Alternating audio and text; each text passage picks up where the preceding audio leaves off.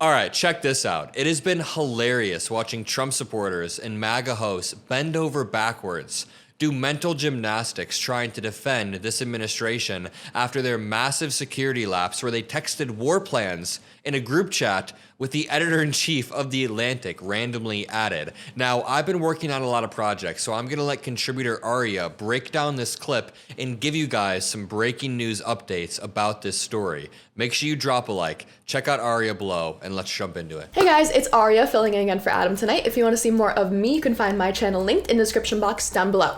We need to talk about the sycophantic freaks, unqualified losers that are in office right now, that are in positions of power, because the administration that claimed meritocracy, the same Donald Trump that spent the last 8 years bitching about Hillary Clinton's email server, the same Donald Trump that said lock her up, lock her up, lock her up, the same Republican Party that spent the past 4 years claiming that Joe Biden was incompetent and was a threat to our national security just by existing, that same Republican Party is guilty of accidentally including a fucking journalist, not even just any journalist, the editor-in-chief of The Atlantic, on a group chat, on a classified group chat, on an unencrypted server on a publicly available app involving coordinates for a military attack, involving targets for a military attack, classified information just being discussed casually on a fucking Signal group chat. And when this editor-in-chief in question, Jeffrey Goldberg, realized that this group chat was real, he did something that only a journalist would do with journalistic integrity, and he left. Do you know how few people would choose to actively leave that group chat once they realized that that was real classified information? Part of me wishes that he didn't, but he left. And with tears in his eyes, he emailed Michael Waltz, he emailed Pete Hegseth, he emailed Tulsi Gabbard, John Ratcliffe, Susie Wiles, Stephen Miller. He emailed all of the people in this group chat and said, like, is this real? Why was I included in this group chat? Did you know that I was included in this group chat? Who did you think that I was to be included on this group chat? This is all before he published the story, okay? And you know what the Trump officials said? This appears to be an authentic message chain, and we're reviewing how an inadvertent number was added to the chain. The thread is a demonstration of the deep and thoughtful policy coordination between senior officials. The ongoing success of the Houthi operation demonstrates that there were no threats to troops or national security. I can't believe that I have to spell this out. Anytime that you have a civilian being made aware of active military war plans, that is a threat to your troops and your national security. It doesn't matter if it's an American journalist. It doesn't matter if they didn't do anything with the information. It doesn't matter. Like, none of that matters. You're missing the point of it. Why is a civilian in a group chat involving active military war plans? William Martin, a spokesperson for Vance, said despite the impression created by the text, the vice president is fully aligned with the president. Again, not worried about the security, not worried about the data breach, not reassuring the American people that we're gonna put an investigation in place, we're gonna crack down on communications, nothing. No, we just want to make sure that the public knows that loyal lapdog sycophantic JD Vance is still loyal lapdog sycophantic JD Vance, okay? Don't worry, we can still do Vance 2028. But that was not a serious mistake putting American lives into jeopardy, and I think that your side is doing this to score political points, the first political points they've been able to accomplish in 2 months. Well, what we're talking about here, and I've spent a decade now watching how our intelligence community communicates with the warfighter. So I am not going to listen to you tell me that this is about a partisan advantage. It is a mistake, and yes, it's a very serious mistake, because if you make a mistake in Social Security and grandma doesn't get a phone call through, that's bad. But there is not zero risk that our young men and women in uniform, the ones who flew those F-35s and F-18s, how was an American life put into jeopardy? Congressman, how? Because fine, you've made a claim. Tell me how an American life was put into jeopardy. I can't believe that this needs to be spelled out. Let me spell it out for you in case anyone is unaware. Bad guy gets access to American military strike coordinates.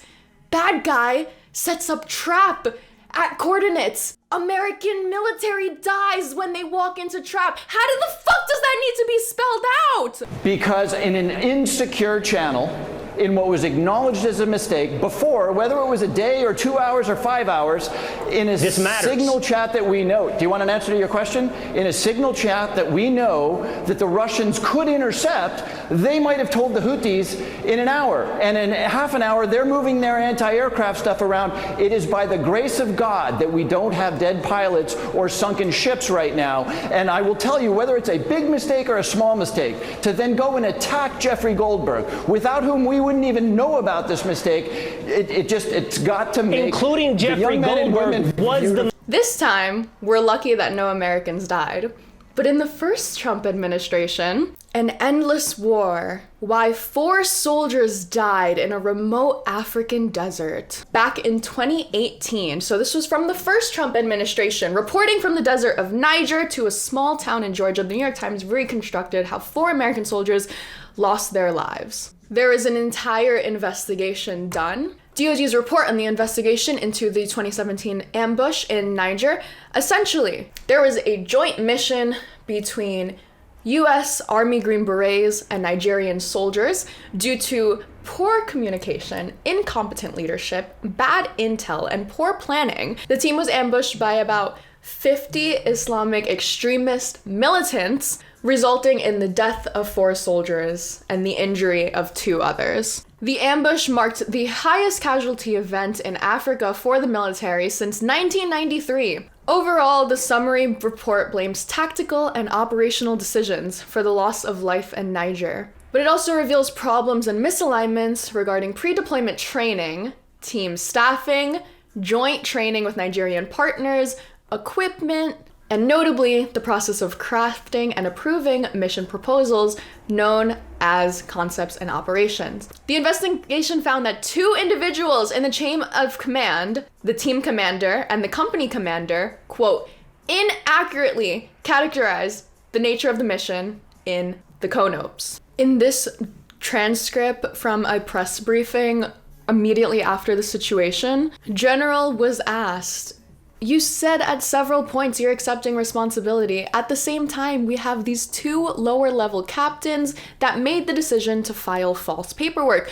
Who's to blame? Is it the lower level captains or is it the overall culture within AFRICOM that allowed this to happen? The general didn't even answer the question and just decided to describe the different commanding positions. But this is what happens when just 2 lower level captains were incompetent, okay? Here, we have a group chat with the vice president, with the secretary of defense, with the chief of staff, with the director of the CIA, with the national security advisor, with the secretary of state. Big mistake or a small mistake, to then go and attack Jeffrey Goldberg, without whom we wouldn't even know about this mistake, it's got to make... Including Jeffrey Goldberg was the mistake. Including Jeffrey Goldberg was the mistake. And the any military officer on your show right now, Will, get any military officer serving right now, any intelligence officer, and they will tell you that Jeffrey Goldberg was the cherry on top of using an insecure channel in advance to discuss military plans. I'm not going to argue. I'm not going to argue. I'm not going to argue that no mistake was made. And I'm not going to argue that Signal is the perfectly appropriate app to have this conversation.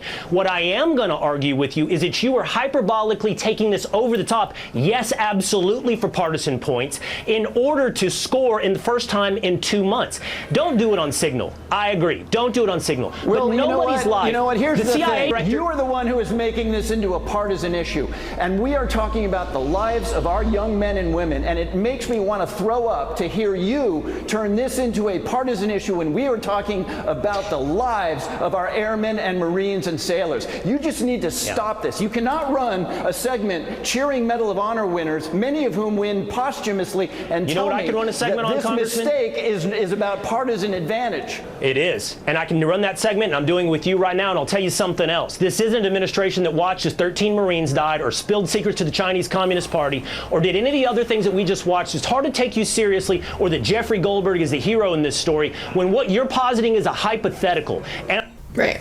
It's a hypothetical now. It's a hypothetical until it's not. It's actually inevitable when you have unqualified idiots in charge. It's actually inevitable. Eventually, there will be a security breach if we keep on going the way that we're going right now. And America will walk into a trap, or we will end up shooting ourselves in the foot because we have a president that's too prideful to admit that he put a bunch of dipshits into positions of power. It's hypothetical until it's not, until people die. At which point, hopefully, Donald Trump will be fucking impeached.